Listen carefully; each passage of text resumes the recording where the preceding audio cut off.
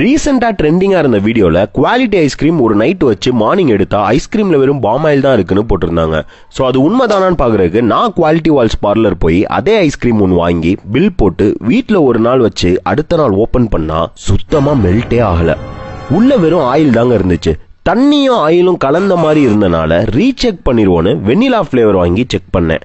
அதுவும் அதே மாதிரி மெல்ட் ஆகாம தான் இருந்துச்சு. அப்பதான் புரிஞ்சிச்சு இது ஐஸ்கிரீமே கிடையாது, சுத்தமான பாமாயில்ல செஞ்ச ஃப்ரோசன் டெசர்ட்னு. இந்த மாதிரி ஐஸ்கிரீம் எல்லாத்துலயும் ஃப்ரோசன் டெசர்ட் எல்லாத்துலயும் அவங்களே 10% பாமாயில் இருக்குன்னு ஒத்துக்கிறாங்க. ஸோ கன்சியூமரா இருக்க நாம தான் கன்ஃபியூஸ் ஆகி இந்த கருமத்தை போய் குழந்தைங்களுக்கு வாங்கி கொடுத்து நம்மளும் சாப்பிடுறோம். அமுல் மாதிரி ஐஸ்கிரீம்னா இது மக்களுக்கும் அவேர்னஸ் கொண்டு வரணும்னு ஏகப்பட்ட விஷயம் பண்ணிருக்காங்க. பொதுவா சூப்பர் மார்க்கெட்ல பை ஒன் கெட் ஒன்னு போட்டிருக்க எல்லாமே ஃப்ரோசன் டெசர்ட்டா தான் இருக்கும். இவ்வளவு ப்ராப்ளம் இருக்க இந்த ஃப்ரோசன் டெசர்ட்ஸ் கம்பெனிஸ் ஏன் விற்கிறாங்கன்னா 60 to 80% ஐஸ்கிரீம் பண்ற காஸ்ட் விட கம்மியா தான் செலவாகுது.